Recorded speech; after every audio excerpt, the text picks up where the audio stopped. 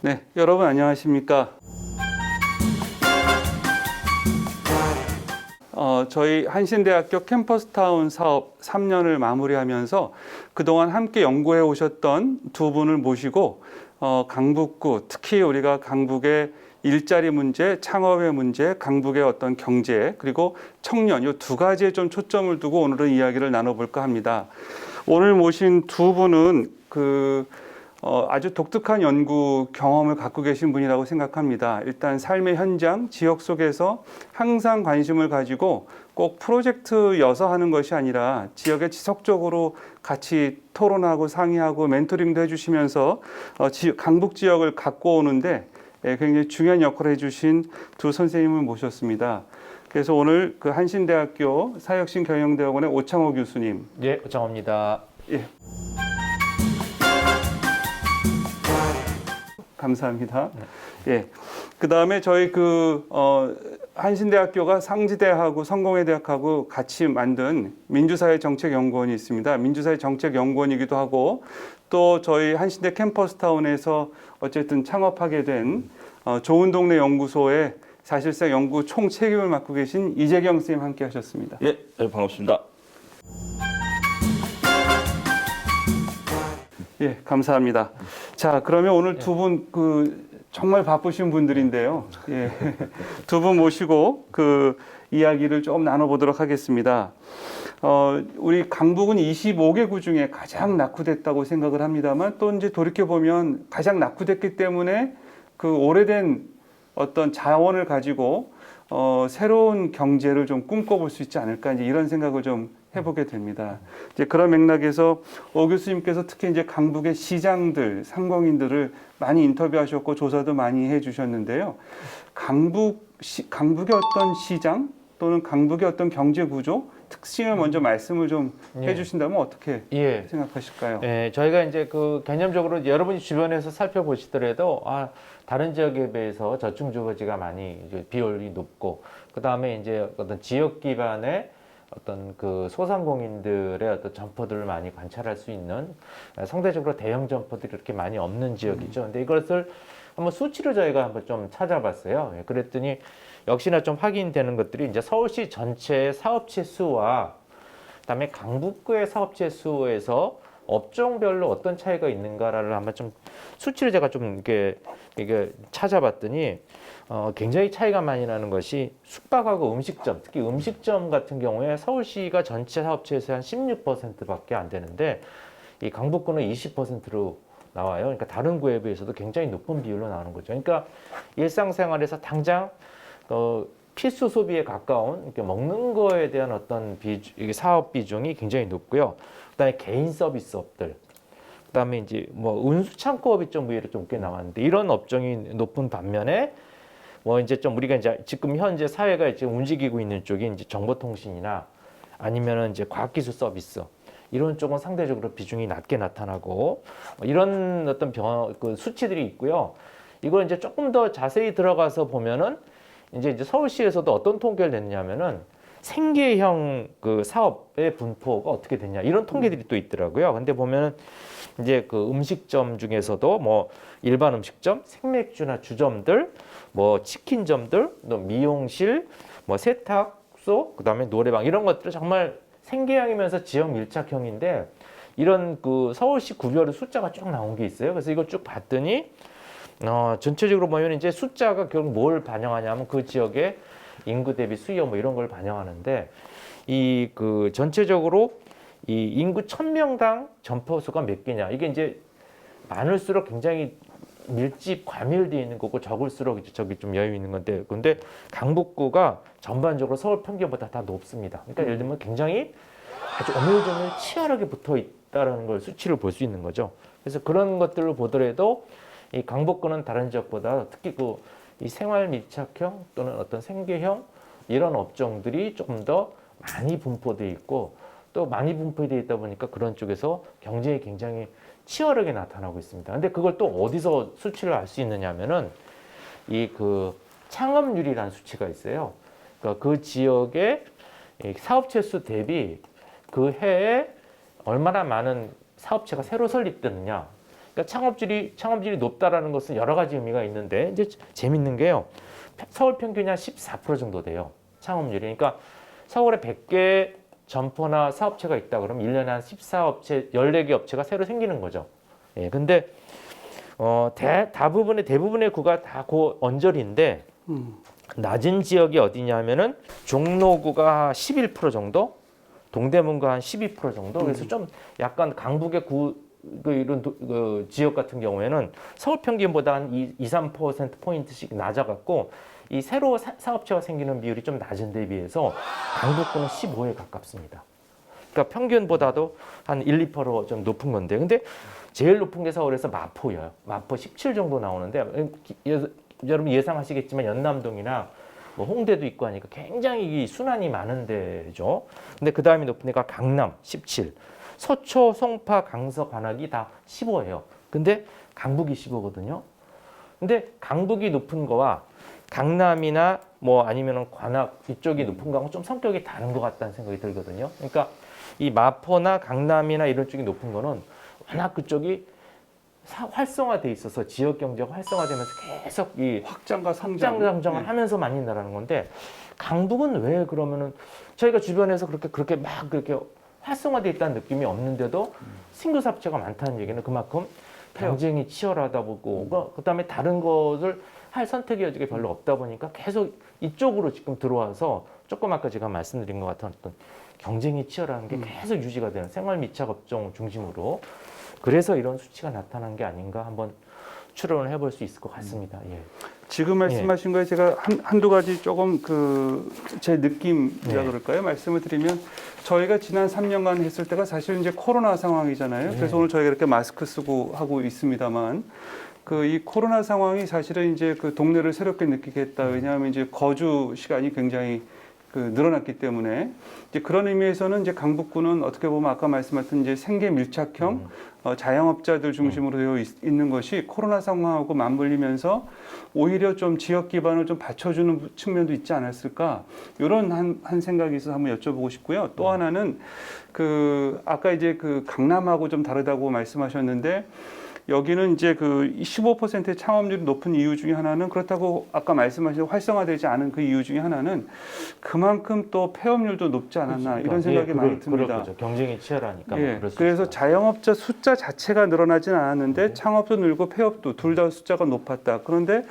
제가 이 지역을 보면 폐업하시는 분들은 외지에서 오신 분들이 주로 많이 폐업하는 경향이 있는 것 같다, 이런 생각이 조금 들었습니다. 예.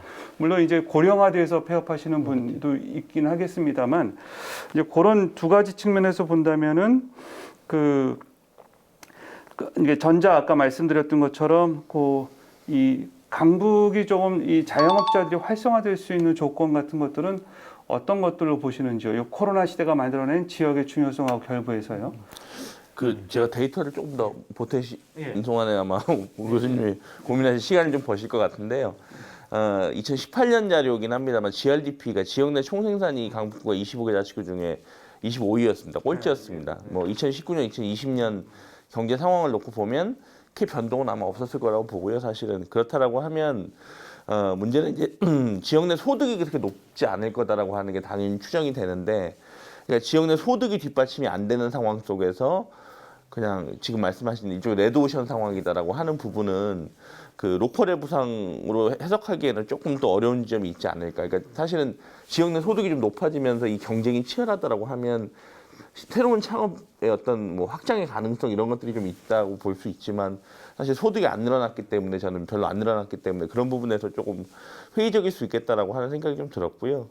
그리고 아까 말씀하신 것처럼 저희가 쉽게 말하면 운수업이나 이런 것들 한때 400인 이상, 500인 이상 고용하는 게 강북구청밖에 없다라는 말이 이제 있을 정도로 사실은 대규모 이제 고용이 없는 상황이었고, 예, 주로 운수 기반에 사실은 뭐 아시겠지만 이 서울에 운수가 많은 비중을 차지하는 지역이 몇 지역이 있습니다. 은평, 강북, 도봉, 강동 이런 지역들이 사실 그런데요.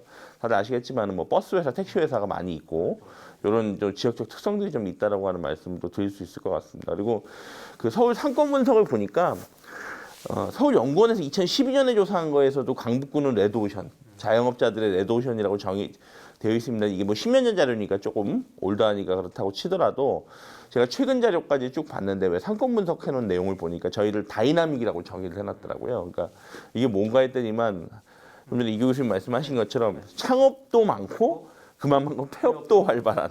예. 예. 그래서 사실은 자영업자들이 이제 매우 힘든 시장일 수밖에 없을 것 같다라고 하는 이런 측면들이 좀 있어서요. 사실 그러니까 명세자영업의 도시라고 얘기할 정도로 영세자영업으로 주로 생활을 영위하시는 분들이 많이 사는 동시에 이 시장 자체가 상당히 피 튀기는 시장이 돼버리면서 사실 쉽지 않은 상황이다라고 하는 부분들이 예, 저는 이 데이터상으로 놓고 보면 사실 좀 있는 것 같습니다. 그래서 한강 이북에서 제일 시장이 많은, 이따 오 교수님 말씀해 주시겠습니다만은 그런 강북이에요. 그래서 사실 어떻게 보면 말씀하신 것처럼 오래된 가게도 많고 뭐 이런 뭐 또 어떻게 보면 또 장점을 가지고 있습니다만 다른 한편으로 말씀드리면 예, 매우 하여간 먹고 살기 힘든 동네다라고 하는 우리가 다 아는 사실이 다시 한번 확인되는 부분이 있는 것 같습니다.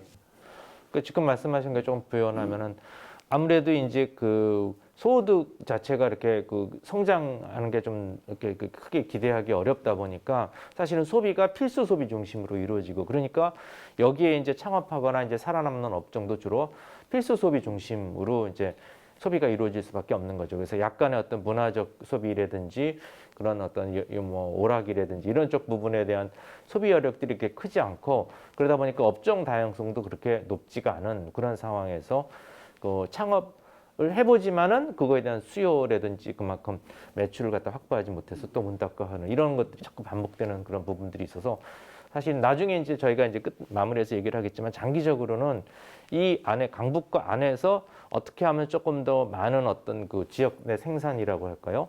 어떤 경제를 더 활성화시킬 수 있는 그러니까 뭐 부가가치를 창출할 수 있는 좀 다른 어떤 산업들이나 이런 것들을 좀 만들어낼 수 있는 방법을 통해서 그 전체의 경제력을 높여야지만 소비 여력이 생기고 그것이 좀 더 다양한 업종으로서 확산돼 나갈 수 있겠다라는 건데 이제 그 단추를 어떻게 좀 잘 끼워나가면서 앞으로 만들어 나갈 것인가 이게 좀 앞으로 과제인 것 같습니다. 예.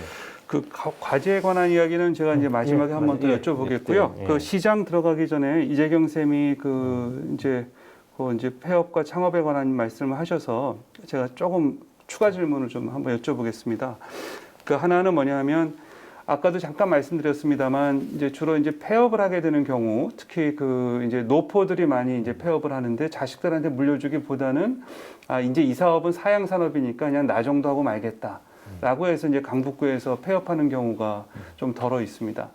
그런데 이제 또 하나 그 재미있는 것은 그 아까 이제 그 생활 밀착형이라고 이야기는 했습니다만 최근에 보면 그 조금 트렌디한 카페들이 강북구가 다른 지역보다 유난히 그 증가율이 높은 것 같습니다. 저희 한신대에서 화개설까지 요 덕로는 한 490m 되는데 거리에만 7개 카페가 새로 생겼고요. 그다음에 카페를 운영하거나 하는 사람들은 대부분 젊은 사람들이 굉장히 많이 들어오고 있어서 제가 보기에는 그 이 생활 밀착형 그러니까 작은 자영업자들이 세대 교체가 일어나고 있는 것 아닌가 이런 생각이 좀 가끔 들 때도 있습니다. 그래서 이제 그런 면에서 보면 그 강북구에서 좀 창업하려고 하는 청년들의 그 어떤 추세라 그럴까요? 그런 것들은 어떻게 생각하시는지 두 분 혹시 재경 쌤? 예, 앞부분에 대한 제 생각을 그냥 말씀을 좀 드리면 일단은 그 저희가 이제 작년 시장에서 이렇게 시장 상인들 인터뷰한 자료가 하나 있었어요. 근데 교수님 말씀하신 것처럼 그 인터뷰 내용을 살펴보면 지금은 장사가 잘 되지는 않는다. 옛날엔 잘 됐다. 근데 지금은 안 된다. 그러면 왜 하느냐? 말대로 이 노후 어차피 뭐 노는이 그냥 나와서 그냥 일하는 게 낫다. 어차피 장사는 그냥 단골 기반으로 해서 그냥 유지되는 정도 수준은 된다. 뭐 이런 얘기들을 하시더라고요. 당연히 자녀분들한테 물려줄 생각은 없고요. 왜냐하면 이게 돈이 되는 일은 아니기 때문에 그러니까 지금 본인의 노후에 어떻게 보면 복지를 그냥 개인 복지를 좀 추구하고 계신 것 같아요. 보니까. 근데 이 유사한 사례가 저희가 삼양동 조사할 때도 사실 나왔거든요. 그러니까 삼양동 시장에서도 결국 대부분 단골 기반으로 해서 그냥 손님들 찾아와서 오랜 손님들 찾아서 사랑방처럼 그냥 운영하고 있다 이런 말씀들이 사실 많아서요. 말씀하신 것처럼 이 노포가 뭐 대를 이어서 우리 요즘 TV 보면 그런 거 많이 나오는데 사실은 뭐 대를 이어서 갈 만한 노포는 아마 거의 없지 않을까라고 하는 생각이 좀 하나 들고요. 또 하나 흥미로운 게 강북구 이 골목들을 상권들을 조사해 보면 뭐가 많냐면 미용실이 참 많습니다. 예, 골목 상권들을 보면. 근데 이 시장을 보시면 알겠지만 뭐 이거야말로 대를 물려줄 시장이 아니고요. 그냥 말 그대로 본인이 가지고 있는 기술력 가지고 그냥 과거에 투자해 놨던 그 이 설치 뭐 설비 그냥 아주 최소한 설비 가지고 그 본인의 그 손기술 가지고서 사실은 그냥 생계를 유지하시는 거잖아요. 그런 의미에서 놓고 봤을 때 사실은 그 부분이 청년들이 넘겨받거나 이러기는 아마 쉽지 않을 것 같다. 그거는 중장기적으로는 결국 그렇게 소멸하지 않을까라고 하는 부분이 있고요. 또 교수님 말씀에서 이제 신규 창업에 대해서 청년들의 신규 창업 얘기를 하시는데 저는 그거는 강북구 전체로 보면 좀 다른 결이 있을 거라고 저는 보이는 게 뭐냐면 교수님 말씀하신 지금 요 지역들 그러니까 요 419를 주변으로 해가지고 예를 들면 저 인수동 이렇게 내려오는 요 지역들에서는 일부 새로운 창업들의 움직임들이 분명히 저도 포착이 되고 있는 것 같은데요. 근데 사실 이게 다른 지역으로 가보면 여전히 마찬가지로 그러한 변화를 사실 잘 보기가 솔직히 말씀드리면 좀 어렵다라고 하는 부분에 대한 말씀을 좀 드리고 싶고요. 그래서 저는 요 지역은 뭐 젠트리피케이션까지는 지금은 너무 거창한 것 같긴 한데 주말에 이렇게 4.19일 때나 이런 데에서 이 상황들 흐름들을 놓고 보면 강북구 안에서도 이게 특정 지역에서 일어나고 있는 현상들로서 저는 이거를 약간 전체로 좀 사고하기는 조금 어려운 부분이 있지 않나? 그러면 이제 어디가 그런지를 좀 살펴보면 제가 요즘 밥 먹으러 다니는 걸 살펴보면 전 그런 생각이 좀 들더라고요. 그러니까 삼각산동 쪽에 무슨 그런 가게들, 프랜차이즈 기반한 가게들이 많이 있고요. 4.19 쪽에 말씀하신 그런 재밌는 그런 조금 독립적인 그런 가게들이 이렇게 있어요.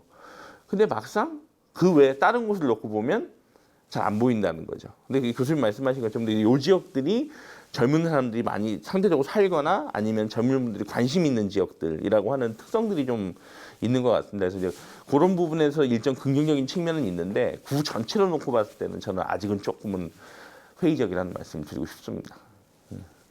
예, 고맙습니다. 그 사실 이제 강북구가 그 북한산을 끼고 있어서 북한산을 끼고 있는 쪽, 그 다음에 성북구하고 접해 있는 삼각산동 쪽, 그 다음에 이제 수유역의 건너편, 수유역이 큰 대로인데, 그래서 저쪽 이제 신일고등학교 쪽하고 이제 수유역 건너편에 있는 번동 쪽하고 그 상황이 많이 다르죠. 그 다음에 이제 또 우이동 쪽하고 솔밭 쪽하고 또 여기 빨래골에서 삼양동 빨래골 인수동 이쪽도 분위기가 다르고 그래서 아마 저희가 강북구를 얘기하면서 어느 지역을 얘기하는 거야? 아마 강북구에 사시는 분들은 저 사람들 강북구 어디 얘기하는 거야? 이럴 수는 있을 거라고 생각합니다.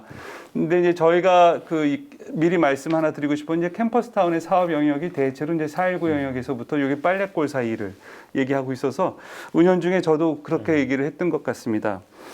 자, 여기서 제가 하나만 좀 뭐라 그럴까요? 말씀 하나 드리고 다음 질문 넘어갔으면 좋겠는데 저는 이게 생계 밀착형 그래서 이제 소득이 잘 안 나오고 이제 이렇게 얘기하지만 어떻게 보면 그 강북구 특성 아까 말씀드렸던 이제 산하고 이렇게 연결되면서 특히 이제 둘레길이 시작이 되면서 이제 카페라든지 음식점들이 굉장히 이렇게 팬시하게 많이 바뀌기 시작했거든요. 그래서 어떻게 보면 우리가 이제 생계 밀착형이라고 하는 것이 BT라든지 생산성이 떨어지는 것 같지만 오히려 최근에 다시 나타난 어떤 마을의 등장에서 본다면 이게 마을에 오히려 좀 정착할 수 있는 새로운 마을 산업으로 좀 바뀔 수 있지 않을까. 그래서 새로운 지역 생태계형을 만드는데 오히려 좀 기여하지 않을까. 그래서 마을 안에서 좀 자급자족이 될 수 있는 그런 소비 구조가 한번 이루어진다면 한번 강북구에서 마을 산업이라는 틀에서 한번 좀 새로운 실험을 해볼 수 있지 않을까. 이제 이런 기대도 사실은 좀 하나 해봅니다. 그래서 그런 말씀 하나 드리고. 그거 관련해서 저도 잠깐 아까 이제 사실 우리가 예를 들면 강북구의 어떤 산업 구조라든지 어떤 창업률이나 이런 수치를 얘기했는데 사실 거기서 이제 한 가지 저희가 놓치면 할 게 그게 이제 평균의 함정에 빠지지 말아야 되거든요. 평균적으로는 나는 전체 수치를 봤을 때는 강북구가 여러 수치를 해서 열악하긴 하지만 사실 전체 분포나 이런 거 봤을 때도 강북구에도 분명히 어느 정도 소비 여력이 있는 사람들이 있고 아니면 평균적인 사람조차도 소비 여력이 0이 아니거든요. 소비 여력이 있긴 있거든요. 근데 이제 그거를 다른 곳보다 이제 좀 쓸 여력이 적다라는 것뿐이고 분명히 어딘가를 쓰고 있는 거고 그리고 강북구가 고령화돼 있다, 노인 인구 굉장히 비율이 높다라고 하지만 여전히 여기도 20대, 30대 애들도 굉장히 상당 부분 거주를 하고 있어요. 근데 이제 문제는 뭐냐면 그 사람들이 자기들이 원하는 소비를 어디에서 하느냐 이런 문제하고도 관련이 있는 거거든요. 지금 말씀하셨지만은 사실 주변에 내가 소비를 하고 싶어도 여태까지는 전부 다 보면 5, 60대 고령층을 대상으로 하는 오래된 가게밖에 없기 때문에 여기 들어오느니 차라리 시내에서 내가 뭐 회사를 다닌다 그러면 거기서 소비를 하고 그냥 와서 잠만 잔다라든지 필요한 물건이 있으면 온라인으로 주문한다든지 이래서 지역의 소비가 이루어지지 않다 보니까 지역은 자꾸 진짜 어떻게 보면 그 생활 필수 소비형의 어떤 그런 점포들만 남게 되는 이런 문제들이 있는데 거기서 예를 들면은 만약에 새로운 외부든 아니면 내부에서 어떤 기존의 그 소비 성향에 맞출 수 있는 새로운 트렌드에 맞는 점포나 어떤 사업 업종이나 이런 걸 만들어낸다 그러면 우리 동네에도 이런 게 생겼네 해갖고서 소비가 이루어질 수 있는 여력이 있기는 있거든요. 물론 다른 데 같이 많지는 않겠지만 폭발적으로 일어나지 않겠지만 분명히 그런 걸 제대로만 대응해 준다면은 지역 소비라는 것이 일어날 수 있고 사람들이 그렇지 뭐 주말에 내가 좀 뭐 슬리퍼 요새 스사권이라고 얘기하듯이 끌고 나가서 가다 보니까 여기 좋은 가게 안에 카페 안에 멋있는 데 생겼네 여기 반려동물 그 샵 하나 생겼네 뭐 이런 식으로 해갖고 여기 목공방 있구나 뭐 이런 것들 통해서 다시 바깥으로 나가 있던 소비가 이 지역 안으로 들어오게 하는 그런 것만 좀 한다고 하더라도 강북구 전체의 사업 구조나 이런 내용들 지금 말씀하신 대로 어떤 그 지역 기반의 어떤 그 소비로 다시 이렇게 끌어들일 수 있는 여지는 있다고 생각을 합니다. 저도 어떻게 하느냐에 따라서인데 그거 저도 약간 한 말씀 보태면 마을 기반의 창업에 대한 고민은 저는 정말 최근에 와서 좀 동의가 되는 부분이 뭐냐면 여기 인수동 지역에서 저희가 이제 저희 협동조합에서 이제 의뢰를 봐서 조사를 하나 했습니다. 예를 들면 근데 그 조사 내용 안에 식당, 빵집, 문화체육 시설을 어디서 이용하세요라는 질문을 드려봤는데 제일 물론 많이 나온 거는 인수동 이외의 강북구. 근데 어떤 항목은 심지어 인수동보다 강북구 바깥이 더 많이 나온 항목도 있더라고요. 제가 기억하기에는 아마 빵집으로 기억을 하는데 말씀하신 것처럼 지금 지역 안에 그러니까 동네 안에 슬리퍼 신고 갈 만한 마땅한 곳이 없다라고 하는 이 부분에 대한 욕구가 상당히 있었다라고 보고요. 근데 심지어 그 조사는 아시겠지만 중고령자가 훨씬 더 많이 참여한 조사임에도 불구하고 심지어 이분들조차도 동네 안에서 갈 만한 식당, 빵집, 문화체육, 문화 어떤 공간이 없어요라는 욕구들을 막 드러내시더라고요. 저는 그거 보면서 교수님 말씀하신 것처럼 그 부분이 정말 필요한 부분일 수 있겠다라고 하는 생각이 조금 들었습니다. 예. 뭐 다음 질문 못 넘어가고 계속 이제 얘기가 돼서 재미있어서 저도 하나 더 말씀을 드리고 넘어가면 아까 이재경 선생님이 중요한 말씀하셨는데 이제 삼각산동 쪽에는 좀 프랜차이즈가 많다. 근데 이제 삼각산동 쪽 이렇게 보면 그쪽은 이제 롯데백화점, 현대백화점, 그 다음에 이제 이마트도 뭐 있고 그래서 어떻게 보면 굉장히 도회지스러운 그런 거에 비하면 이제 저희가 캠퍼스타운이 지금 사업 영역을 하고 있는 요 빨래골부터 419는 전혀 이제 그런 것이 없는. 그래서 정말 좀 마을스러운 곳이거든요. 근데 이제 마을스럽다는 게 사람들은 이제 촌스럽다고 생각할 수도 있지만 좀 다르게 보면 저는 이런 생각이 들어요. 요즘에 이제 우리가 플랫폼 노동자 얘기하고 뭐 오늘 보니까 무슨 저희 카카오하고 네이버 뭐 쿠팡 배달의 민족 이런 데 들어가기 위한 취준생이 따로 또 뭐 있을 정도로 요즘 새로운 이제 플랫폼 기업에 많이들 들어가려고 하는데 이제 플랫폼 기업의 가장 큰 특징이 빅데이터잖아요. 근데 사실 그 빅데이터는 디지털화된 빅데이터인데 이 마을 산업의 특징은 대면을 통한 빅데이터를 소상공인들이 갖고 있는 거죠. 그러니까 사실은 빅은 아니에요. 그러니까 스몰 데이터지만 굉장히 중요한 마을 데이터를 갖고 있는 거죠. 그리고 저는 그것이 가장 중요한 것 중에 하나는 그들이 이제 단골을 형성했다라고 하는 건데 저는 단골 형성이라고 하는 것은 물건만 파는 게 아니라 그곳이 갖고 있는 어떤 공공성, 관계성. 예컨대 이제 중국집에 가더라도 내가 뭘 좋아하는지를 아니까 그쪽에서 알아서 이렇게 해준다든지 또 서로 어떻게 보면 이제 휴먼 케어도 할 수 있는 거죠. 왜 이분이 요즘 자주 오지 않을까? 어디 아프신가? 이제 이런 생각도 하게 된다라든지 요즘 이분은 머리 스타일이 이러니까 긴 말 안 하고 가서 미용실 가서 할 수 있다라든지 그래서 그 동네가 가지고 있는 데이터를 각 점포들이 잘 가지고 있기 때문에 저는 앞으로는 마을 산업이라고 하는 것이 그런 플랫폼하고는 또 다른 서비스를 제공해 줄 수 있지 않을까 좀 그런 기대도 좀 해봅니다. 그러면 그 다음 질문 한번 드리겠습니다. 이제 우리 오창원 선생님께서 이제 특별히 그 강북구 시장에 관한 연구를 많이 하셨는데요. 아마 25개구 중에 강북구가 3위 안에 들 정도로 시장이 제일 많은 구 중에 하나죠. 그래서 그리고 그 시장에 관해서 그때 굉장히 그 상인들하고 발표하시면서 열띤 토론을 했던 걸로 저도 기억을 합니다. 강북구 시장의 좀 특성에 관해서 좀 한번 말씀해 주실 수 있으실까요?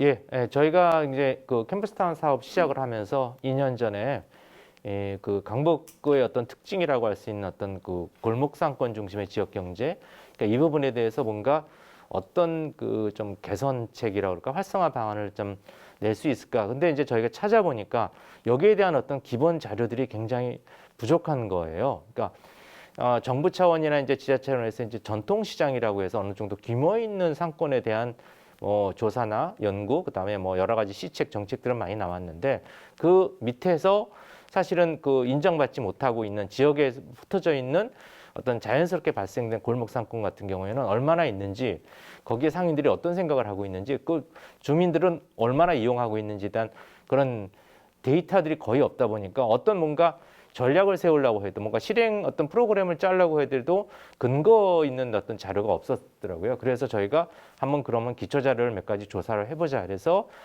강북구에 있는 이제 5개 시장을 대상으로 해서 또 시장의 어떤 분포, 그 점포의 수라든지, 그다음에 그 점포가 언제 생겼고 지금 현재 어떤 품목을 지구하고 있고, 그다음에 뭐 예를 들면 이제 임대료 같은 것부터 시작해서 뭐 운영 시간이라든지 자세한, 그다음에 점주의 어떤 그 업력, 뭐 어려운 점, 바라는 점 이런 것도 했을 뿐만 아니라 사실은 그 조사를 통해서 저는 제일 의미가 있었다고 생각하는 건 이용하는 사람들이 과연 얼마나 되고 누구냐라는 그런 부분이었던 것 같아요.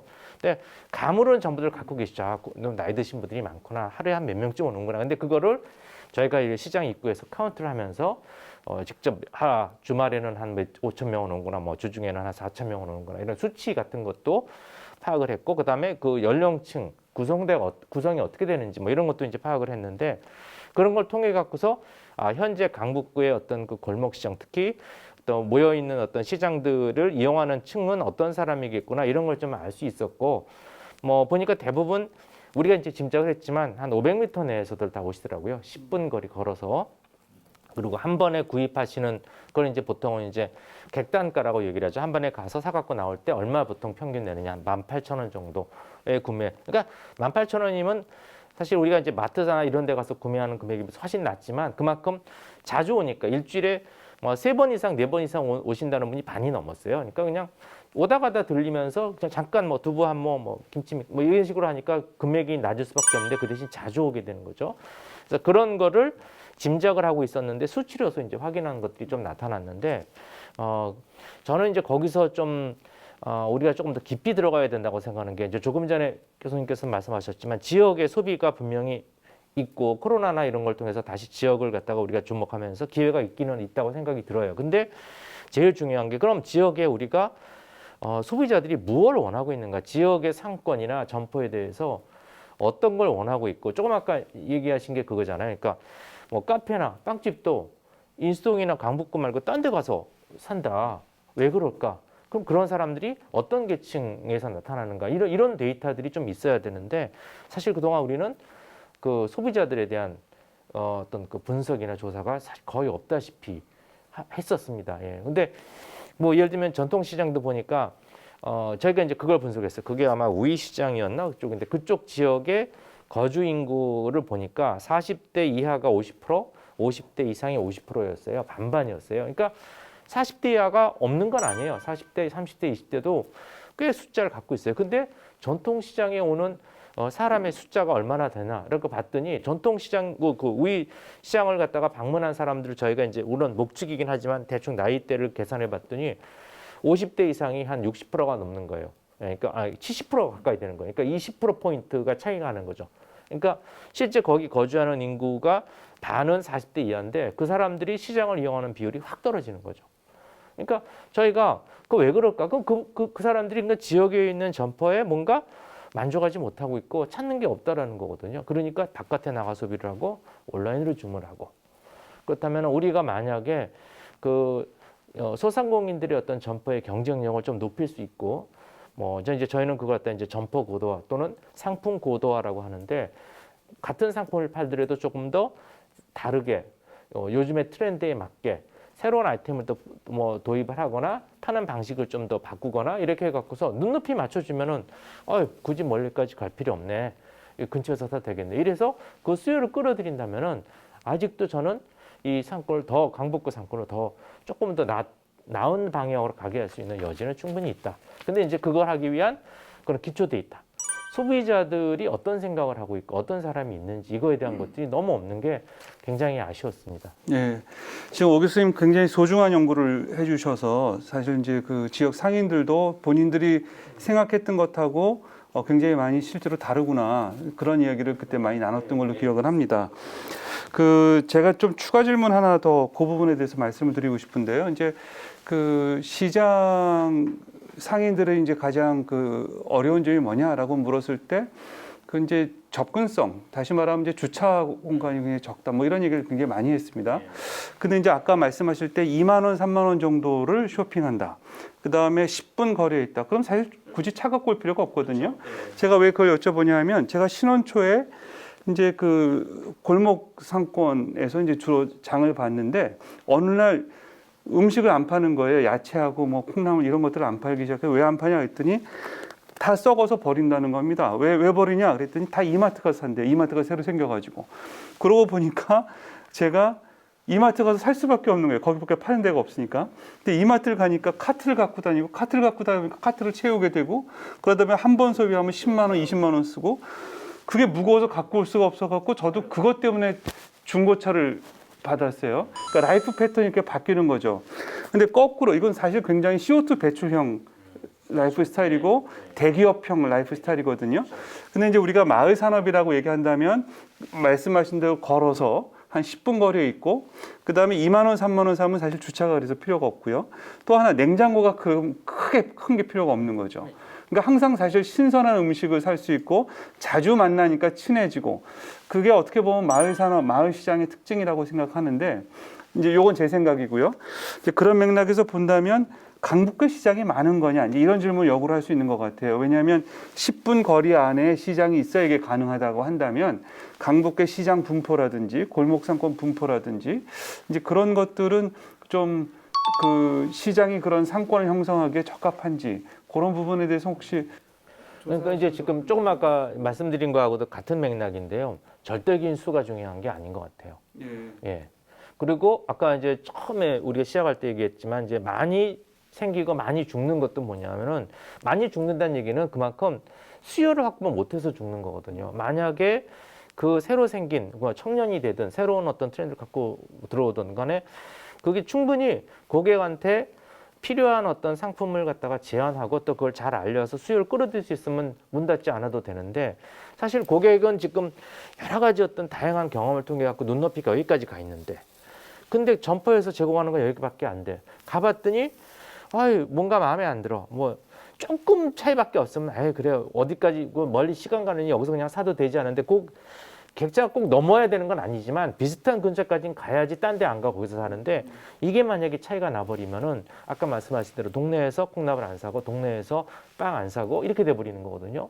그러니까 그런 부분들이 더 중요한 것 같아요. 저는 절대적인 숫자의 문제가 아니라 그 하나하나의 점포들이 조금 더 예를 들면 좀 의욕도 좀 가져야 될 것 같고 조금 더 경영이라든지 어떤 전문성에 대한 어떤 그 좀 더 업그레이드 시키려고 하는 어떤 방법을 찾고 그것을 좀 더 해야 되지 않겠는가. 그래서 고객들이 지금 저 앞서가고 있는 걸 좀 그래도 비슷하게는 따라가서 그래 우리 동네도 가게들이 빵집에서 살만하네라는 생각을 갖고 들르게 만들면은 되지 않을까. 절대적인 숫자의 문제는 아니라고 저는 생각이 듭니다. 근데 저는 한 가지는 좀 고민해 볼 필요가 있다라고 생각하는 게요. 그러니까 교수님 아까 말씀하신 것처럼 교수님은 이제 아까 말씀드린 원래는 걸어 다니시다가 이제 마트가 생기고 이러면서 자동차가 이제 뒤에 들어온 예를 들면 이런 삶의 방식에 대해서 말씀하셨는데 지금은 오히려 좀 반대일 수 있다. 차가 다 있다. 지금은 오히려. 그래서 차를 기반으로 하는 이동이라고 하는 게 훨씬 익숙하다. 그래서 저도 사실 이해가 잘 안 되는 게 왜 이렇게 가까운 시장인데 자꾸 이분들이 주차장을 요구하지? 근데 이제 이분들의 동선에는 나가면서 또는 들어오면서 예를 들면 물건을 간단하게 사서 그냥 들어올 수 있는 그랬을 때 차를 잠깐 둘 수 있는 이런 공간에 대한 욕구들이 있다라고 하는 부분이 일단 하나가 있는 것 같고요.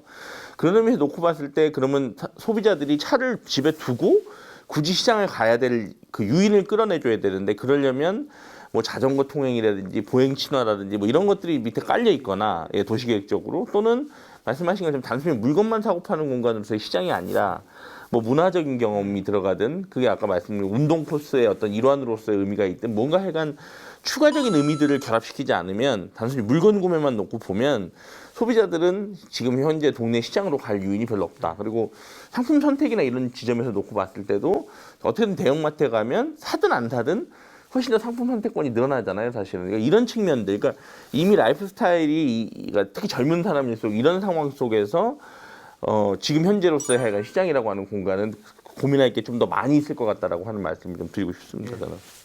거기서 이제 또 하나 더 저도 이제 말씀드리면은 저희가 그래서 이제 아까 그런 재작년에 2년 전에는 현황 조사를 좀 했고 작년에 이제 저희가 했던 조사가 뭐냐면 이제 그 중에서 장면 쪽하고 인수 저 어진이 골목시장 쪽하고 해서 를 샘플로 해서 골목시장이 그럼 어떻게 살아남을 수 있을까? 과연 살아남을 수는 있을까?라는 좀 그거에 대한 좀 연구를 했어요. 그래서 사실 골목시장에 대한 연구 자체가 우리나라에서 그렇게 오래되질 않았어요. 한 10년 전에 한두 개 생기다가 이제 2015년, 16년경에 서울시에 이제 그 상권 지도 같은 정보가 제공이 되고 거기에 골목 상권에 대한 데이터가 나오고 그 데이터가 있으니까 그 연구가 이루어지기 시작하면서 이제 나오기 시작해서 조금 있는데 아직까지는 거시적인 어떤 그 데이터를 갖고 뭐 분석하는 쪽에 있는데 현장에 들어가서 사실 그걸 자세하게 분석하는 자료는 그렇게 많이 없었고 하여튼 그런 연구자료 있는 거 다 모아서 골목시장이 살아남는 방법에 대해서 저희들 나름대로 어떤 틀도 한번 만들어보고 전략들을 쭉 찾아봤는데 골목시장도 규모나 입지나 뭐 여러 가지 특성에 따라서 사실은 살아나는 방법이 하나일 리가 없잖아요. 여러 가지가 있을 수가 있습니다. 그래서 저희가 한 걸 5가지 유형 정도로 나눴는데 첫 번째 유형은 뭐냐면 상권력을 갖다가 높이기 위해서 기본적으로 뭐 다른 기능도 부과되어 있지만 기본적으로 경제적 기능 그러니까 가서 살만한 상품과 서비스가 있어야 되는 건데 이게 상품의 품질뿐만 아니라 지금 변화하고 있는 사람들의 소비 지출의 어떤 구성. 그러니까 요새 반려동물이 많아진다고 하면 반려동물점이 있어야 돼요. 그 시장에, 그 지역에.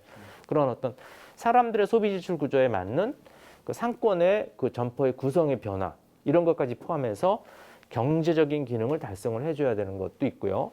그 다음에 이제 조금 아까 이제 말씀하신 것 같이 사회문화적 기능 이런 게 또 굉장히 중요합니다. 그러니까 시장이 단지 물건만 사러 가는 게 아니라 나들이 하러 뭐 가서 뭐 배우러 아니면 좀 뭔가 향유하러 즐기러 쉬러 여러 가지 기능들이 있거든요. 그런 커뮤니티 기능 거기서 뭔가 배우는 기능 사람들을 만나는 기능 뭐 이런 것들을 할 수 있는 것들 뭐 여러 가지 있어서 그걸 가지고 저희가 뭐 경제적 기능만 하는 경우에 상권, 그다음에 경제적과 사회적 기능을 결합시키는 경우, 경제적과 문화적 기능을 결합시키는 경우 이렇게 한 몇 가지로 나눴고 사실 어떤 경우에는 그냥 상권 차원보다 그냥 개별 점포가 그냥 각계 살아남는 것밖에는 방법이 없는 상권도 있을 수가 있을 것 같아요. 그래서 한 몇 가지 유형으로 나눴는데 거기 이제 저희가 그 말씀드린 게 뭐냐면 지금 말씀한 그런 같은 맥락입니다. 이게 동네 그 상권이 살아남기 위해서는 개별 점포의 노력도 필요하지만 사실은 그 지역 상권 전체에서 우리 동네 그 골목 이 시장이 골목 상권이 우리 주민들한테 어떻게 그 인식이 되고 거기서 무슨 서비스라고 할까 무슨 경험을 할 수 있게 해줄 것인가 뭐 이런 것들도 굉장히 중요한 그런 부분들이 좀 있어서 그런 것들은 마트나 백화점이나 온라인에서 제공할 수 없는 거거든요. 그래서 그런 부분들은 개별 점포보다는 이제 상권점 또는 지역 뭐 구청 구단이나 이렇게 좀 행정하고 결합해서 같이 좀 해야 될 부분이 아닌가 생각이 듭니다. 예. 지금 말씀 속에서 이제 자연스럽게 조금 그 지역 커먼스 얘기를 좀 해야 될 것 같습니다. 지금 이제 오 교수님도 말씀하셨습니다만 이제 시장 골목 상권 또는 이제 골목 상권이라는 건 사실 그렇게 오래된 얘기는 아니었죠. 근데 이제 그런 것들이 그렇다고 새로 생긴 것도 아닌데 이제 저희가 거기 새로 주목하면서 방금 말씀하셨던 것 중에 이제 눈높이를 어느 정도 높여야 소비할 수 있다. 이제 그건 전반적으로 눈높이는 상당히 높아진 것 같아요. 우리 대한민국 소비 수준이 오죽하면 모든 그 최첨단 그 소비의 이 테스트베드가 대한민국이 될 정도니까 그거는 뭐 예외가 없을 거라고 생각합니다. 다만 이제 좀 여쭤보고 싶은 것은 아까 말씀하셨던 사회문화적 기능 이제 그런 측면에서 그 지역에 갔을 때 어떤 그 소비를 많이 느끼는지. 근데 저는 이제 사회문화적 기능을 얘기할 때 또 하나 우리가 좀 주목해야 될 것 중에 하나는 그 인구 구성의 변화도 굉장히 중요하다고 생각해요. 그러니까 예컨대 이제 공유주택도 나오고 또 청년들의 이제 그 혼자 사는 그런 이른바 싱글족들 이렇게 나오면서 과거처럼 예컨대 먹는 거를 대량으로 사기는 쉽지 않은 구조가 된 것 같아요. 그렇게 많이 안 먹으니까. 근데 그렇다고 한다면 골목 상권한테는 오히려 기회일 수 있겠다. 그렇게 혼자 사는 사람들이 많아지니까 반찬 가게라든지 그 아까 식당이라든지 그래서 오히려 기회가 될 수 있겠다. 그렇다면 그런 인구 구조의 변화와 강북구의 여러 가지 특징을 고려했을 때 이런 골목 시장 또는 그 전통 시장 또는 비인정 시장 등이 어떤 요소를 좀 가미하면 더 그 새로운 변화 속에 살아남을 수 있을까? 이제 그 질문 좀 드리고 싶은데요. 특히 그 상품보다는 아까 말씀드린 사회문화적 기능. 예컨대 여기 와서 뭐 좀 쉴 공간이 있다라든지 뭐 예컨대 자녀들을 좀 돌봐줄 수 있는 공간이 거기 있다든지 가면 거기서 문화를 배울 수 있다. 뭐 새로운 거 이제 그런 맥락에서 좀 강북구의 커먼스라고 그럴까요? 그런 공간에 관해서 조금 한번 말씀 여쭙고 싶은데요. 요거는 아마 재경 쌤이 좀 연구하신 게 있죠? 예. 예. 그 일단은 뭐 지금 강북은 그래도 어떻게 됐건 물론 좀 위기입니다. 요즘 도시재생 사업이 위기라 사실은 어떻게 될지 모르겠어요. 뭐 학종고시한 것도 뭐 잘 그러고 그러긴 해서 그럼에도 불구하고 재생 사업이 있기 때문에 일단은 커먼즈의 가능성을 가진 공간 자산이 많이 늘어나는 특히 저희 그 캠퍼스타운 사업지 안에는 상당한 가능성의 공간들이 많이 생길 거다라고 하는 그런 부분이 일단 있다는 말씀을 좀 드리고 싶고요. 그 다음에 그리고 이 공간들이 어떻게 됐건 주민들이 어떤 필요와 어떤 요구를 하는지를 좀 기반으로 해서 공간들을 만들려고 하는 거 세련돼졌어요. 많이 이거 뭐냐면 그냥 이 재생 사업도 초기 사업들을 놓고 보면 공간만 만들어 놓고 주민들이 쓸지 안 쓸지를 사전 조사 없이 그냥 만들어 놓으니까 텅 비어 있는 저는 그게 커먼즈의 비극이라는 생각도 했는데 다 와서 소가 풀을 뜯어 먹어서 황폐한 게 아니라 아무도 안 와서 풀이 무성한 또 다른 형태의 공유지의 비극이라는 이런 생각을 했는데 근데 다행인 거는 지금은 이제 사전 수요 조사라든지 이런 것들을 많이 해가면서 사실 하고 있다. 그리고 또 하나 저희 동네의 특성이 어떻게 됐건 이 지역의 특성이 공간이 원치 없다. 그래서 그간 모든 거의 지역조사, 설문조사를 해봐도 이 문화체육 공간에 대한 욕구들이 상당히 컸던 또 지역이다라고 하는 이런 특성들이 또 있다 보니까 그런 부분에서 일단 커먼즈의 가능성의 공간들이 많이 있다. 뭐 요건 이미 전제돼 있는 거니까 저는 그렇다는 생각을 하고요.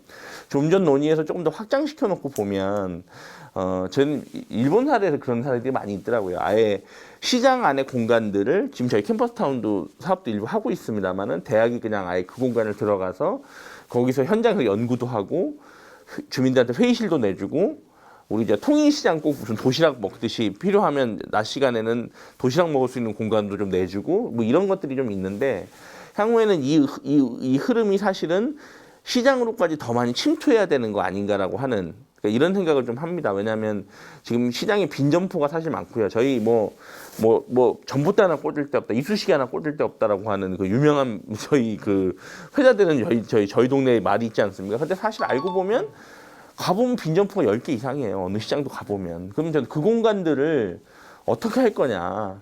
그러니까 그 공간들을 어떻게 할 거냐가 저는 상당히 중요한 과제가 될 것 같다라고 하는 말씀을 드리는데 저희가 보고 있으면 교수님 말씀하신 것처럼 일정하게 새로운 창업의 공간으로서 역할들이 있습니다. 뭐 반찬 가게라든지 분명히 그 전에 보지 못했던 새로운 창업들의 움직임이 있는데 그것만 가지고 아직 골목을 활성화시키기에는 힘이 좀 붙이는 것 같아요. 그리고 그러다 보니까 그런 효과가 있지 않습니까? 저는 이건 오창호 교수님도 여쭤봐야 되겠지만 이게 왜 뭐가 장사가 되고 활성화되면 그래도 막 나와서 열심히 문을 열잖아요.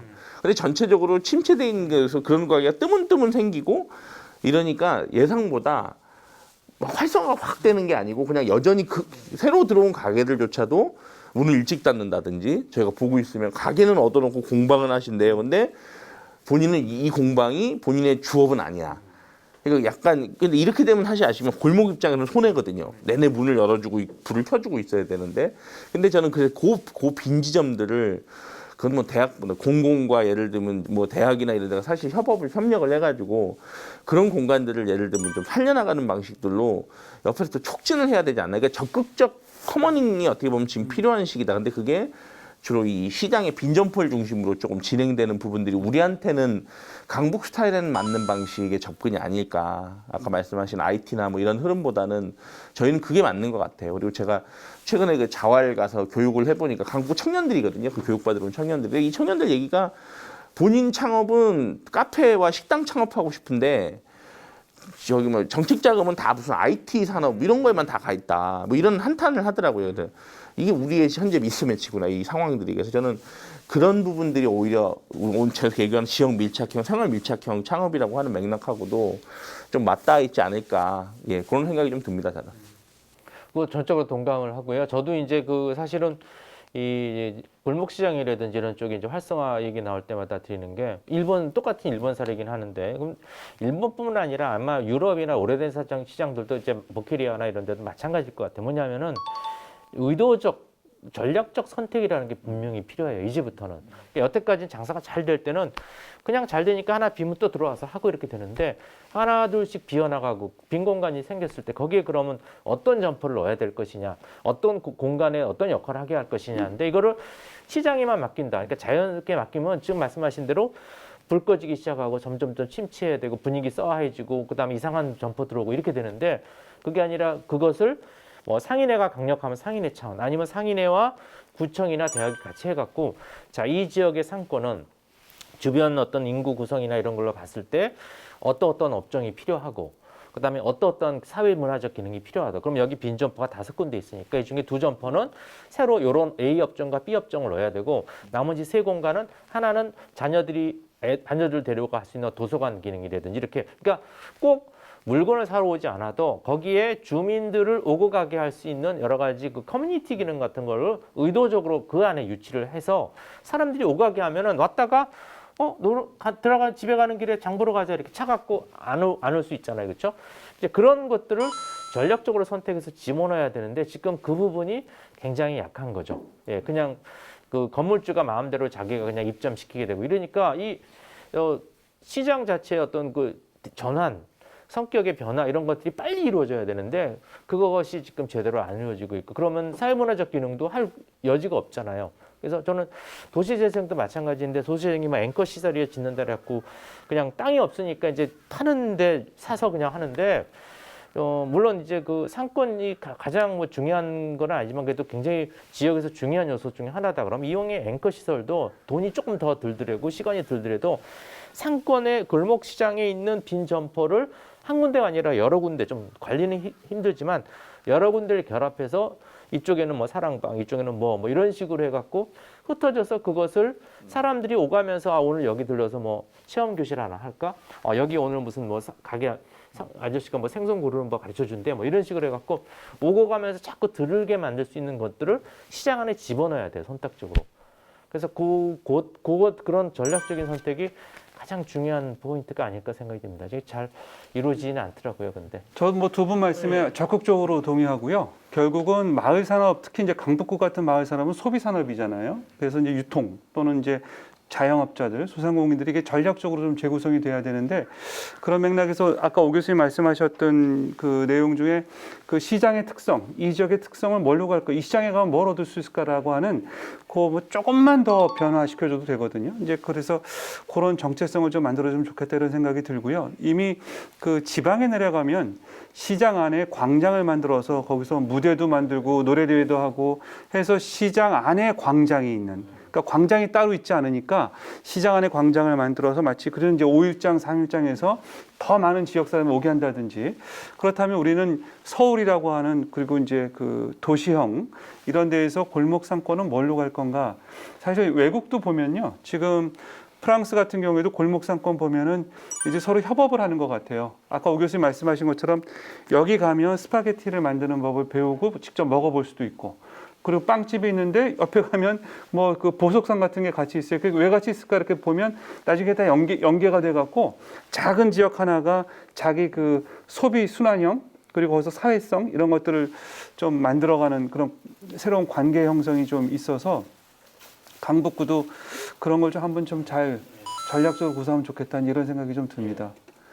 다음 질문 좀 드리겠습니다. 제가 두 가지만 더 여쭤보고 마무리할까 하는데요. 하나는 이제 청년들 얘기고 나머지 하나는 이제 강북구의 과제와 비전에 관한 이야기를 끝으로 여쭤보려고 합니다. 그래서 일단 청년들은 이제 강북구 같은 경우가 이제 고령화가 많이 되어가고 있다 이렇게 얘기를 하지만 또 의외로 여기가 이제 집값이 싸기 때문에 청년들이 좀 많이 이주해서 들어오는 것도 있는 것 같습니다. 그리고 이제 집값이 싸니까 청년들이 거주뿐만 아니라 뭔가 해볼 만한 그런 것도 좀 여지가 좀 있는 것 같고요. 그리고 이제 조금씩 카페라든지 이런 사랑방 문화가 조금 생겨나는 것 같은데 그런 의미에서 요 청년들한테 강북구는 어떤 매력이 있을까? 또 청년들이 들어온다면 강북구에는 어떤 도움이 될까? 좀 그런 맥락에서 청년과 강북구 얘기를 조금 한번 여쭤보고 싶습니다. 예, 뭐 일단은 저는 이 질문에 좀 프레임을 좀 바꿔야 되겠다는 생각은 사실 하나 하는 건 뭐냐면 저희는 사실 외부에서 지금 들어오는 청년이 물론 반갑습니다만 원래 이 지역에 살던 청년들이 어떻게 여기 계속 있을 건가라고 하는 고민이 사실 좀 더 있어야 되지 않나? 그러니까 제가 느끼는 게 가끔 우스갯소리로 저는 분명히 서울이라고 하는 대도시에 살고 있는데 약간 농촌 지역에 이 청년 연구하는 느낌. 그러니까 무슨 저희 청년들이 농촌 지역 청년들 같다 이런 뜻이 아니라 그 인구의 이동이나 이런 흐름들이 오히려 그쪽에 좀 더 가까운 것 같아요. 그래서 뭐냐면 원래 살던 청년들은 떠나고 또 원래 살던 청년들은 어디서 뭐 하는지 잘 모르겠고 예를 들면 그래서 만약 이런 양상이 있어서 저는 그 부분에 대한 고민이 조금 다른 각도로 가야 될 것도 있겠다는 말씀을 일단 먼저 하나 말씀드리고요. 그 다음 말씀으로는 뭐 교수님 말씀하셨습니다만 기본적으로 저렴한 집값이다라고 하는 장점이 분명히 있죠, 일부. 근데 이제 저희가 저렴한 집값이다라고 했을 때 아마 20대 청년들은 좀 분노할 거라고 봅니다. 저는 뭐냐면 20대 청년들이 보기에는 강북구 집값이 그렇게 저렴한 집값이라고 얘기할 수는 없을 것 같고요.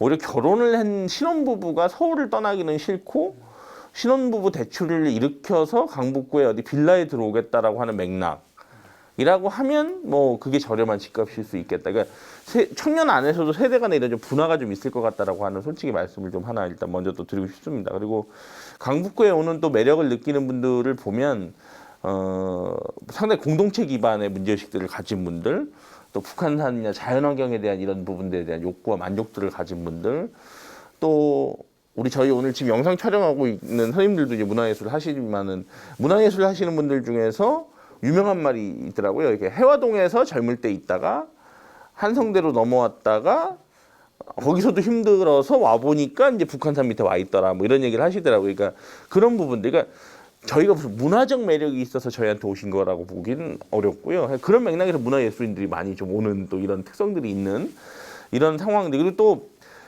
그러니까 뭐가 좀 있지 않을까 기대를 하셨던 것 같아요. 역사문화 관광도시 뭐 이런 얘기도 하고 뭔가 있을 것 같은 느낌이 좀 있잖아요. 근데 막상 와보면 뭐가 없는 사실은 이런 이게 저희 지역인데, 그러니까 약간 그런 것들 기반으로 해서 청년들이 일부 이제 들어오고 있는 부분이 사실 확인되는 부분은 저는 뭐 있다라고 생각을 하고요. 반가운 일이라는 거에는 저는 적극적으로 동의를 합니다. 그런데 다만 저희가 그러니까 그 관점도 저는 별로 내키하지 않지만 이 청년들이 일종의 지역사회 활성화를 위한 자원이 될 수 있다라고 하는 측면에 대해서, 근데 한편으로는 그 관점이 되려면 또 여러 가지 전제 조건이 필요하다. 아까 저희가 상권 활성화를 위해서도 뭐 길도 닦아야 되고 뭐 이런 말씀을 드렸던 거랑 마찬가지일 것 같은데요. 막상 그러면 이 지역에 와서 청년이라는 이름으로 왔을 때 기존의 청년들도 뭔가를 할 만한 뭐 플랫폼, 뭐 틀, 뭐 놀이터, 뭐 이런 것들이 없는데 외부에서 청년들이 유입된다고 해서 그게 생기는 건 아니거든요, 사실은. 그러니까 이게 어떻게 보면 농촌 지역보다 더 후진 거죠. 세게 말씀드리면. 차라리 농촌 지역은 지금 청년들 잡겠다고 뭐라도 만들고 뭐라도 하려고 하는데 강북은 또 그렇지 않거든요, 사실은 솔직히 말씀드리면. 그래서 이런 맥락을 놓고 보면 청년이 오는 게 반갑긴 한데 그분들이 과연 여기 그러면 정주성을 가지고 계속 살 거냐. 이런 부분에 대해서는 솔직히 말씀드리면은 되게 부정적이다라고 하는 말씀을 사실 좀 드리고 싶다라고 하는, 저는 이런 생각들이 좀 들고요. 그래서 지금 강북구 청년들 특히 이렇게 지역사회에서 좀 이렇게 알려진 청년분들은 결국은 자력갱생이라고 봐요. 그 본인들끼리 모여서 힘을 합쳐서 자력갱생에 성공한 분들은 남는 거고 그렇지 않은 분들은 떠날 수밖에 없는 이런 상황이다. 조금 좀 하여간 저는 조금 그 질문에 대해서 조금 죄송합니다만 좀 삐딱한 얘기밖에 못할 것 같습니다. 예. 저희 캠퍼스타운에서 방금 재경 쌤이 말씀하신 왜 강북 청년들이 떠나지 않는가, 토박이들이 그런 저희가 포럼을 따로 했습니다. 그래서 거기서 얘기를 좀 들어보시면 한두 가지 말씀드리면 일단 돈이 없어서 못 떠나는 경우, 뭐 이제 그런 경우가 사실은 많은데, 근데 저는 여기 집값이 싸서 들어오거나 돈이 없어서 못 떠나거나 이제 경제적인 이유가 강북구에 청년들을 머무르게 하는 만약에 이유라고 한다면, 저는 그것이 꼭 부정적인 이유가 아니라 어떤 이유든 청년이 여기 있으니 청년들하고 같이 할 수 있는 것들을 한번 좀 잘 우리가 고민해 보는 것도 좋지 않을까, 이런 생각도 사실은 좀 해봅니다. 왜냐하면 이게 어쨌든 기회가 되니까. 역사적으로도 보면 거기가 뭘 목적 갖고 움직였다기보다는 어떤 이유로 거기 갔다가 이제 거기서 사는 사람들의 어떤 새로운 생존 전략을 연구하면서 되는 경우가 많거든요. 그래서 그런 맥락에서 저는 강북구가 조금 젊어질 수 있는 가능성이 좀 있지 않을까, 이제 이런 생각이 조금 들었고요. 여기 토박이 청년들이 왜 떠나지 않고 그럼 뭘 하면서 여기서 지내고 있는가는 저희 캠퍼스타운의 다른 청년 뭐라 그럴까요, 편을 보시면 또 이야기가 재미있게 이야기가 될 수 있어서 보시면 좋겠습니다. 자, 좀 끝으로 다른 질문 하나 좀 드리고 싶은데요. 요즘 변화가 너무 빨라가지고 예전에는 뭐 20년 뒤, 30년 뒤 이런 예측도 하고 그런 계획도 세웠는데 요즘은 10년 뒤도 사실은 계획을 세우기 어렵다고 합니다. 기업들도 그래서 요즘은 5년 단위로 아마 계획을 세우는 것 같은데요.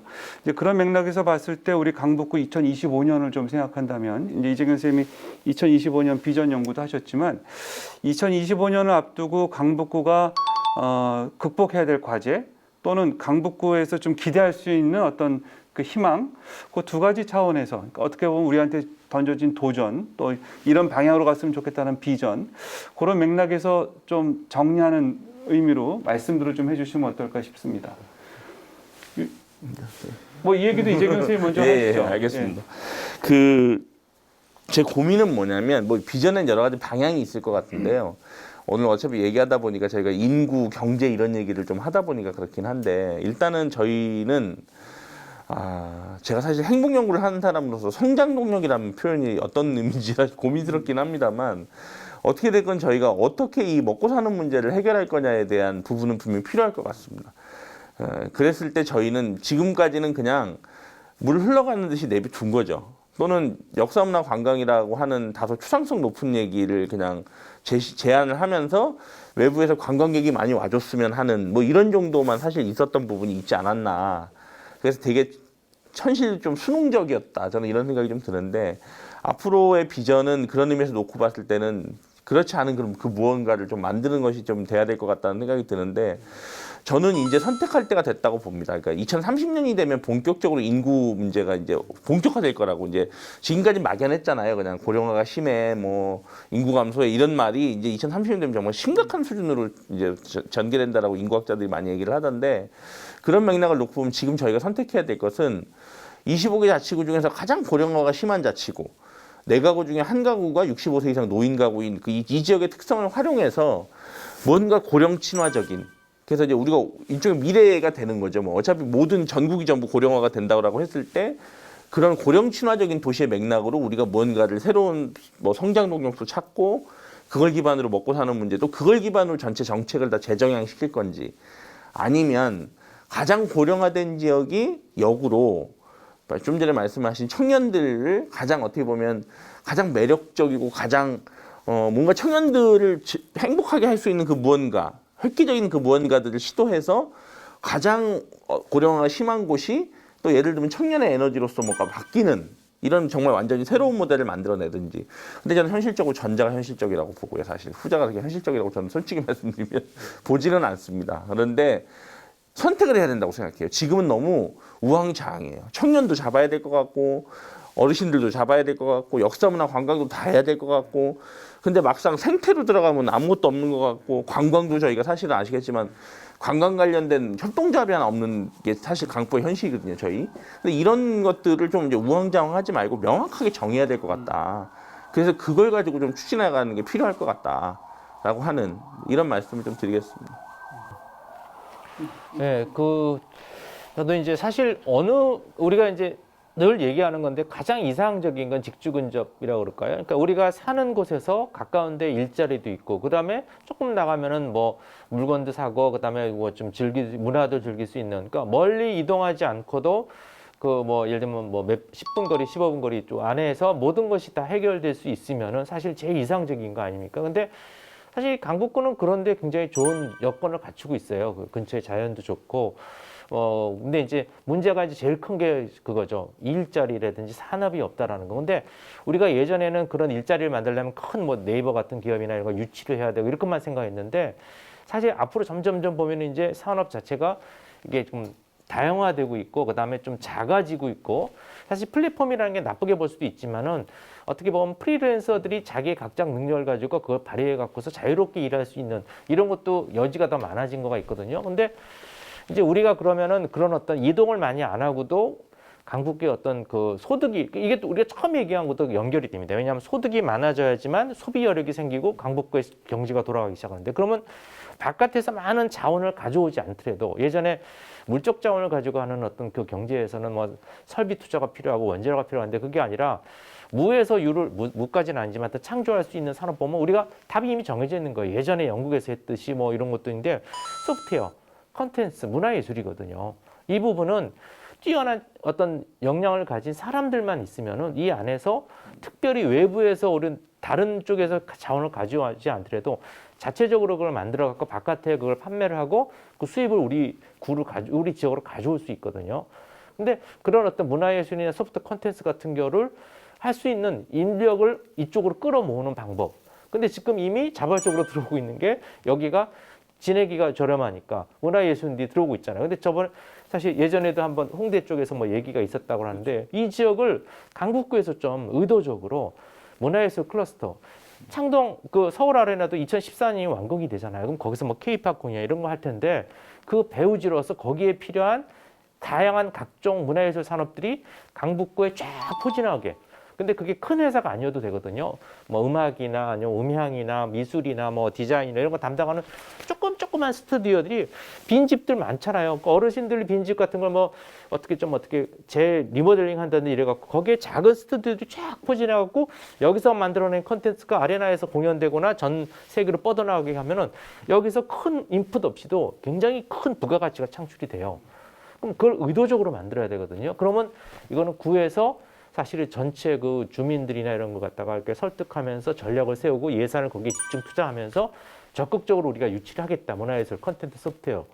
그렇게 하면은 이게 좀 풀려나갈 수 있지 않을까. 저는 그런 쪽으로 생각을 해봅니다. 그런 쪽으로 하면은 가능성도 좀 있을 것 같다. 저는 생각을 했었습니다. 예.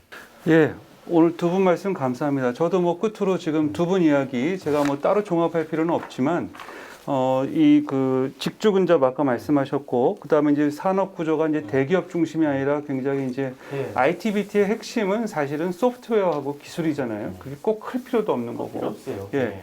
그 다음에 이제 또 하나 이 강북구 특성은, 강북구에는 이제 저희 성신여대하고 한신대하고 아마 종합대학원 두 개가 이제 운정 캠퍼스하고 서울 캠퍼스로 있는데요. 실제로 요 주변에 보면 성북구, 노원구 쪽으로 가면 대학이 굉장히 많습니다. 그래서 사실은 청년들이 유입될 수 있는 요인이 사실은 많이 있죠. 그 다음에 아까 이재경 선생님 말씀하신 것처럼 사실 저희가 뭐 바늘 꽂을 뭐 땅도 없다 뭐 이렇게 얘기를 하지만, 실제로는 지금 빈 집들도 굉장히 많이 나오고 있고, 또 빈 점포들도 많이 나오고 있고, 이제 그리고 오 교수님 말씀하신 것처럼 이 주변에 대학도 많을 뿐만 아니라 이제 아레나가 들어오고 하면서 이제 이 주변 지역이 바뀐다고 하면 이쪽 지역에 유입될 수 있는 요인은 굉장히 있는데, 여기서 그럼 뭘 할 거냐? 예, 아까 말씀하신 때 작은 스튜디오라든지 청년들이 여기서 뭔가 새로운 실험을 할 수 있는 도전적인 공간으로 갈 수 있는 가능성도 저는 많이 있다고 보고요. 그래서 어떻게 보면 이제 주거 공간과 그 청년들이 머물러서 새로 일할 수 있는 작은, 뭐 꼭 예술이 아니더라도 그런 작은 작업할 수 있는 스튜디오들이, 예, 작업장이 많이 만들어져서 새로운 실험을 할 수 있는 공간들이 좀 만들어지면 좋겠다, 이런 생각도 들고, 하나 아까 이재경 선생님이 이제 어떻게 보면 이게 후자고, 이제 전자는 이제 고령화 얘기를 말씀하셔서, 고령화도 저희 강북구가 아마 여기 지금 의료 요양원 같은 것들이 지금 굉장히 많이 생기고 있어서 나름 고령화에 대해서 국립재활원도 있고요. 그래서 그런 부분도 있고 해서 고려할 거는 많은 것 같습니다. 다만 하나는 이거를 아까 이제 오 교수님도 말씀하셨고 이재경 교수님 말씀하셨는데 누군가가 좀 전략을 가지고 그러니까 기획을 가지고 그리고 주민들하고 소통하면서 굉장히 설득해가면서 굉장히 치밀하게 계획을 세워야 이게 가능할 것 같다라는 생각이 들고 지금처럼 우후죽순으로 가게 되면 이게 대단히 어렵다. 근데 우리한테 기회는 있는데